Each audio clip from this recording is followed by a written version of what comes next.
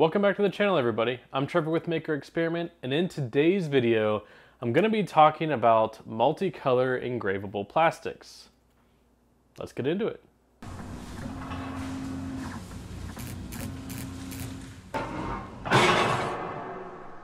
When I talk about multicolor engravable plastics, it usually means at least 2 layers, maybe even 3, of multiple colors. So in most cases, there's a white base color or a black base color. That's not always the case, but a lot of the samples will have that. And then they'll have a thinner color layer on top. I have quite a few samples here that I'll show you what they are, but I have some little squares and some bigger squares. I did get all of these from Enduramark. And if you want, they are giving a special discount code to you guys where you can save 10% off of your order at Enduramark. The code is MAKER EEPS10, and that code will save you 10% off. I believe it's your entire order, but it'll save you some money. There's no real obligation from you. If you're going to buy from them anyway, you might as well save some money. But I'll put that link up on the screen as well as in the description below with the code so that you can save some money. But let's talk about some of these samples that I have. So first up are the little squares. I have all of these. So I have some that are silver, black, yellow, gold, some colors, orange, maroon. I also had some that were red. I had some that were blue and white, and then some that were gray and white. And I did quite a bit of testing, and the purpose of this video is going to be talking through not only what the plastics are, but some tips and tricks to machining them. And the first thing I want to show you is all of these materials come with a plastic coating to them. So let me find one here. Okay, so this is gold. It's got a gold top, black bottom. You can almost see it, but there's a super thin layer. I don't even know if it'll focus. So here you can see that there's barely any gold layer there at all. It's very thin. I want to say probably, it looks like less than a 32nd, maybe even a 64th. It's super thin. Now, depending on the layers and the colors, that layer may be thicker, but across all engravable plastics that are multicolor, it's going to be a top coat, maybe even a second coat, with a bottom layer that is much thicker. On each of these, you will see a little plastic coating. I've already kind of peeled up the corner of this one. Do not machine this with that little plastic coating on there. You will get a poor engraving quality because it will gum up and it will look terrible. So make sure that you peel that off before you machine it. My second tip for this is when you are machining it, and I'll show this here in a second, you do not want to use air assist during the engraving process. I am going to show you why while I do it. But this also means that you want to keep an eye on your laser while it's machining so that it doesn't catch fire or anything and that you're right on site to make sure nothing happens.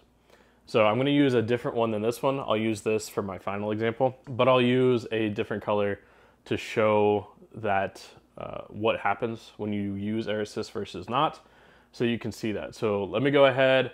I'll throw something over on the laser and show you what that looks like right now. For this first example, I'm going to show you the first engraving with the air assist turned on. That will be on the left-hand side of that piece of acrylic. The one with no air assist is going to be on the right-hand side, and I will show them to you machining side by side, one right after the other. But I want to make that clear before I hop over to a machine view and show you what it is. So let's go into that, and I'll explain what happens afterwards.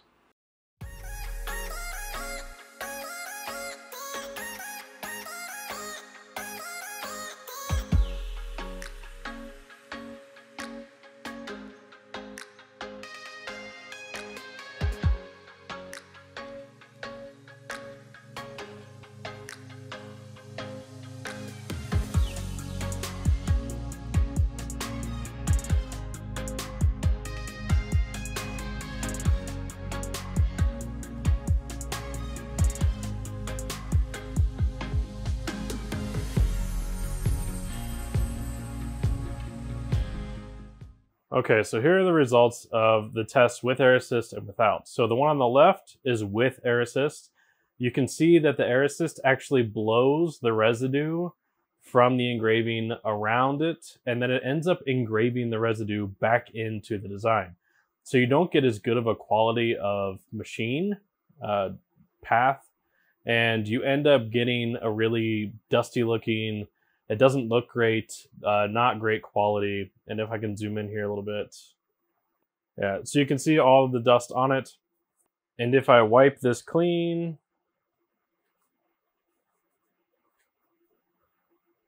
you will see that it does clean up a little bit,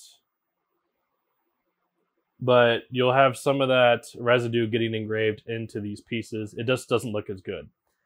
Now over here on the right, we have the no air assist, and it looks nice, crisp, and white. So this one looks kind of like an off-white and dirty because of the red residue getting back into it. This one is nice and clean and crisp without air assist. And this gives you the best quality typically. As a note with these plastics as well, they are extruded, I believe, for these layers. So you'll end up getting a different engraving look than you would if you used a cast acrylic. So you'll see some of the lines depending on how you do it and what settings you use and all of this stuff. Which brings me to tip number 3 is sometimes doing it all in one shot isn't always the best idea. So you can always crank up the power and machine that layer off in one go. It is quicker, but it doesn't necessarily give you the best quality. Now, that's not to say that you can't achieve the best quality that way, but sometimes I've seen where I crank up the power and I don't get as good of an engraving as if I lower the power and do like a cleanup pass. So what I'm going to do in this one is I'm going to use the same square I just used, and I'm going to put the designs down a little bit.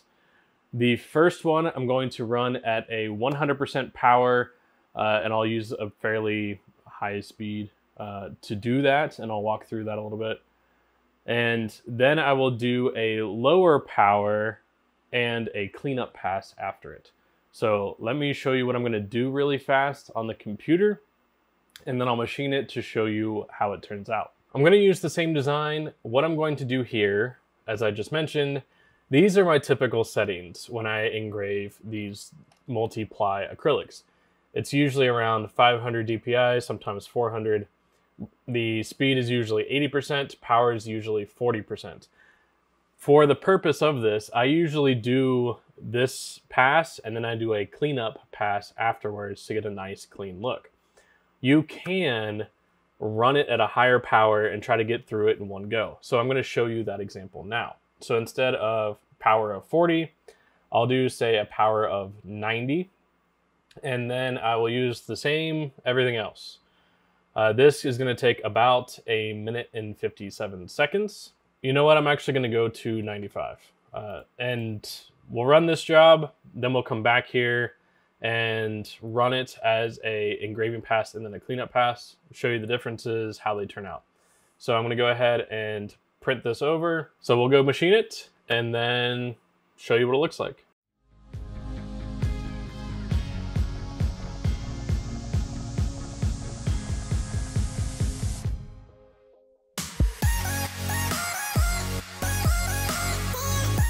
I just engraved the high power test. You can see that there is some of that residue again happening because it's trying to do it all in one shot.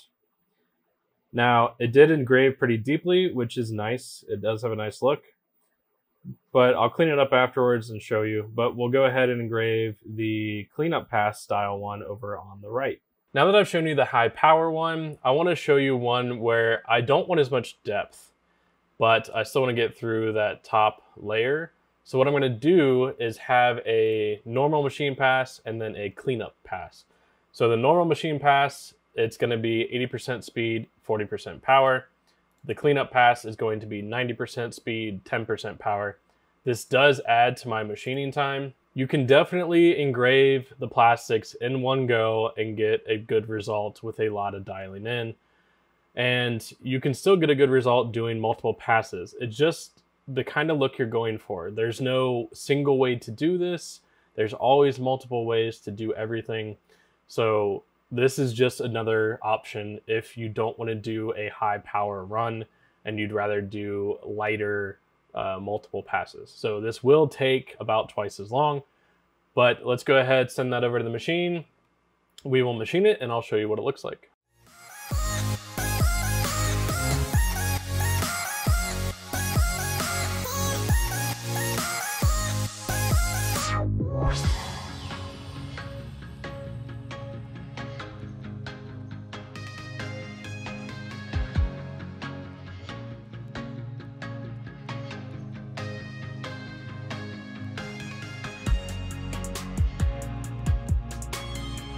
All right, so here are the results. On the left is the high power, so this one. On the right is the multi-pass with cleanup pass. It's hard to get a close-up of what's going on with the high power, but basically you can see the lines of it. And I'll try one more time here to zoom in, so give me just a second. But you can see in person, you can see the individual lines from the engraving. This is the cleanup pass one. You don't see the individual lines as much. It's not as obvious.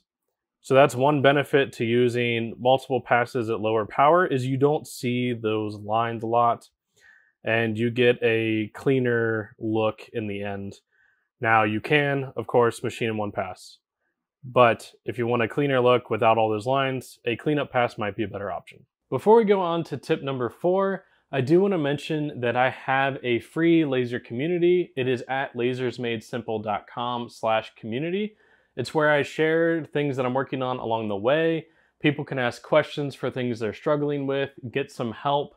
I also can chat on there one-on-one if you'd like to message me on there.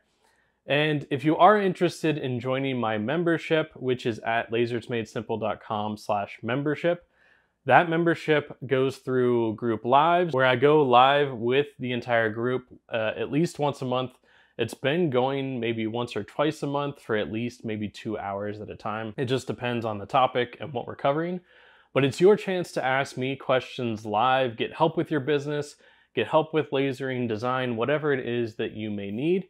And that also helps to fund this channel and help me keep making videos. So if you're interested in all of that, I will leave links in the description below, but you can also go to lasersmadesimple.com and everything will be there as well.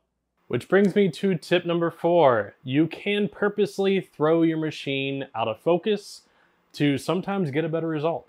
Sometimes when you're doing it in focus on an RF tube laser, the spot size is very small. Because of that small size, it can sometimes be difficult to get through the plastic coloring layer by layer without those multiple passes or really high power.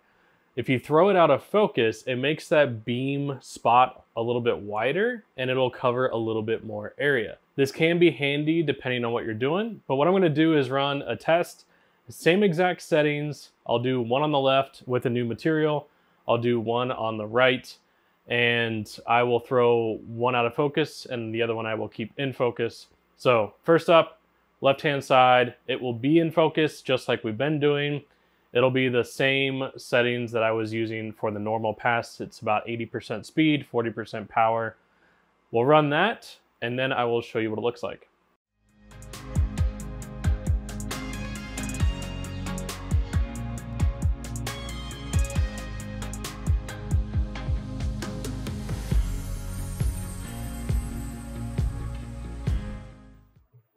All right, so here's the one in focus. It does look really nice. So what we're gonna do is right over here, we're gonna do the same thing, but I will throw it out of focus. Basically what that means is I am lowering the table with respect to the head, so the beam will become slightly wider. So let's go ahead and try that.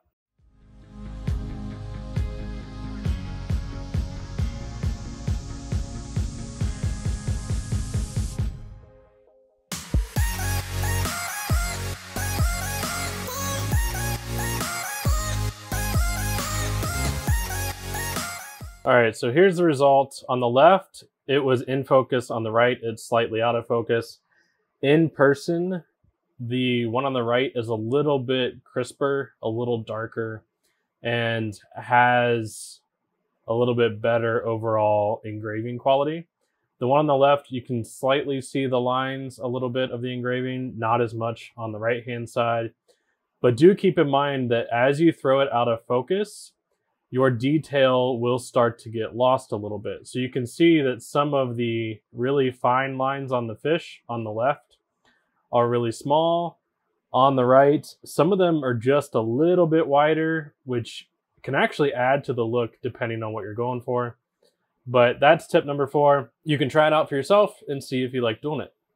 And finally, tip number 5 for working with this multi-layer acrylic is having a cleaner. So this one is from Enduramark. It's called Green. It is meant for these engravable plastics. Again, you can get 10% off of all of this stuff with that code maker EEPS10. But what you do with it is, it's on the bottle. You'll spray the surface of this. So just spray it on like so. Okay, then you're going to wipe it. I usually take a shop towel and do that. And I will wipe that surface. You should probably wear gloves, but I didn't. Okay. And then once you've wiped it on, what you'll need to do is you will need to rinse it off.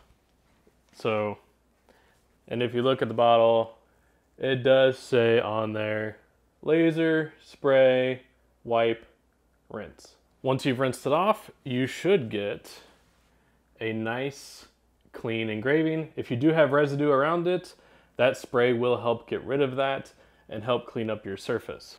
Now, just because it cleans the surface does not mean that it will get rid of color that you never engraved through in the first place. If you don't engrave through the entire color, the spray isn't going to get rid of that. You have to make sure you engrave through everything. The spray is meant to get rid of all the dust and the residue and give you a nice clean look. If you are interested in the engravable plastics, there are a ton of colors. There's more than I have here. This is what I have on hand. So I have some reds, some greens, silvers, grays. They make blues. There's a whole bunch of options. So yeah, there's a blue here as well. But you can turn them into things like stickers, magnets, whatever you want to do with the right adhesives and things like that. It is very nice to be able to do those multicolor acrylic options and give clients a different feel to things. It works great for signage. It works great for things like keychains for kids and all that kind of stuff. So hopefully this video has been helpful. Those are some tips that I've picked up along the way. If you have additional tips, leave those in the comments below as well. I would like to see how other people are working with this material. And if you enjoy seeing videos like this, put more ideas in the comments below and I will do my best to come out with more videos that touch on topics like working with separate materials and all of that kind of stuff. If you did like the video, give it a thumbs up, subscribe to the channel, and turn on notifications so that you know when I come out with new videos. And be sure to check out my Instagram @MakerExperiment where I share things along the way. But I want to thank you for taking the time to watch this video, and I'll see you in the next one.